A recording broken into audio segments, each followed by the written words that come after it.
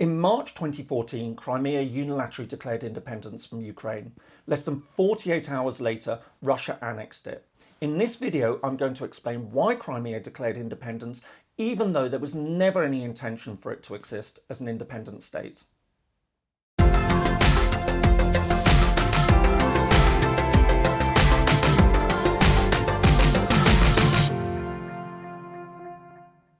Hello, my name is James Ker-Lindsay. Welcome to Independent Thinking, a channel dedicated to international relations, independence, and the origins of countries.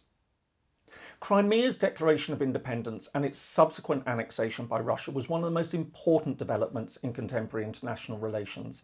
It marked the moment that the major power on the international stage annexed the territory of a neighbouring country.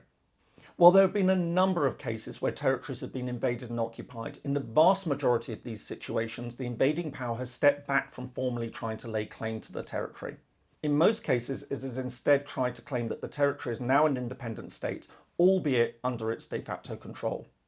However, in the case of Crimea, Russia went that one step further and formally declared its sovereignty over the territory. Interestingly, however, it didn't march in and directly annex it. There was still the intermediate step whereby Crimea declared independence. Only then did Moscow lay claim to it. To many, this seemed odd. Why did Crimea declare independence if the plan was for it to join Russia all along? The Crimean Peninsula lies on the northern side of the Black Sea. In 1783, it was conquered and annexed by the Russian Empire, becoming an important naval base as home to Russia's Black Sea Fleet. However, in 1954, during the period of Soviet administration, Crimea was transferred to Ukraine. When the Soviet Union collapsed at the start of the 1990s, Ukraine became an independent country, and Crimea was granted the status of an autonomous republic within the state. Crucially, however, Russia retained an important strategic stake in the peninsula. In 1997, Russia and Ukraine reached an agreement on the division of the old Soviet Black Sea Fleet.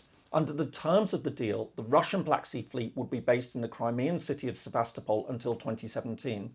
In 2010, this lease was extended until 2042. At the start of February 2014, the pro-Russian government in Ukraine was overthrown. In the weeks that followed, Russian-speaking parts of the country rose up against the new Ukrainian administration.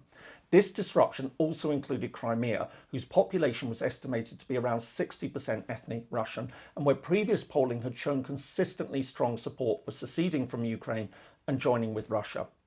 In late February 2014, mass Russian troops entered the Crimea under the pretext of restoring law and order. Seizing control of the peninsula, they disbanded the Ukrainian political institutions and established their own. Soon afterwards, the pro-Russian parliament in Crimea announced it would hold a referendum on greater autonomy in May that year.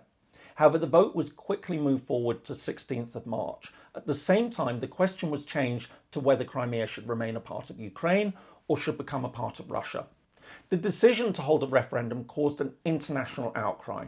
As well as being declared illegal by the Ukrainian Supreme Court and opposed by the Ukrainian government, there was also an attempt to have the United Nations Security Council declare it invalid. However, this was blocked by Russia, a permanent member of the Security Council. It's worth noting that a couple of weeks later, on the 27th of March, the UN General Assembly actually passed a resolution on territorial integrity of Ukraine. This passed by 100 votes in favour to 11 against, with 58 abstentions. Despite the strong opposition, the vote went ahead on the 16th of March. Held under conditions that fell far short of internationally accepted democratic standards, both Crimea and its capital city, Sevastopol, voted overwhelmingly to join Russia. Within hours of the result, and in line with a proclamation passed just days before the referendum, Crimea and Sevastopol declared independence, announcing the establishment of the Republic of Crimea. Moreover, and again in line with the previously announced plans, the authorities of the newly proclaimed Republic of Crimea also requested that it be accepted into the Russian Federation as a new constituent entity.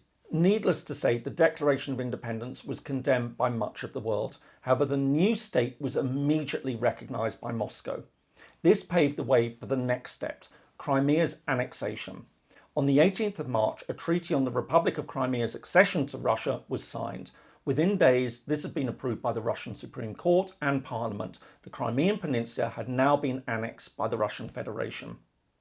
But why did Crimea declare independence if the intention was for it to unite with Russia? In reality, it's very easy to explain. Simply put, Russia fully understood the enormity of what it was doing. It knew that any attempt to merely march in and annex Crimea would amount to an unacceptable infringement on the sovereignty and territorial integrity of Ukraine. This would be an overt violation of the UN Charter. It therefore needed to create an intermediate step to try and give a veneer of legitimacy to its actions. By claiming that the territory had legitimately expressed a desire for self-determination in the form of an independence vote from Ukraine, and that once this had been achieved, it then expressed a wish to unite with Russia, Moscow was attempting to create the impression that its decision to incorporate the territory was somehow legal and legitimate. It was not annexing the territory of another state. It was instead acceding to the wishes of a sovereign state to join the Russian Federation. Of course, there will be those who will point out that the Crimean Peninsula had been Russian territory in the first place and that Russia had been unfairly deprived of it during the Soviet Union. This may be so, however, the fact that Russia had not objected at the time of Ukraine's independence and had even signed agreements with Kiev that effectively recognised Ukrainian sovereignty over the territory rather undermines this argument.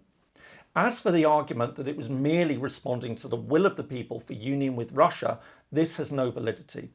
As explained in another video, the right of self-determination leading to independence, known as external self-determination, applies only in very limited cases, primarily related to decolonization and military occupation. It doesn't apply as a general rule. Russia's claim to be respecting the wishes of the people of Crimea went against a fundamental principle of international relations that had emerged since 1945. Ultimately, Crimea's decision to declare independence was therefore merely a smokescreen. It was designed to give a thin veneer of democratic legitimacy and legality to a move that was little more than a land grab. Interestingly, one could even go so far as to argue that the mere fact that Russia felt it necessary to concoct an intermediate step of having Crimea declare independence, rather than simply say, this was previously our territory, which was unfairly ceded to Ukraine and we want it back, in fact only goes to show that Moscow knew that it was doing something inherently contrary to international law and in violation of the UN Charter. I hope you found this video useful. If so, please do share it and consider subscribing for more videos like this. I post new content every Friday. Thanks so much for watching and see you again next time.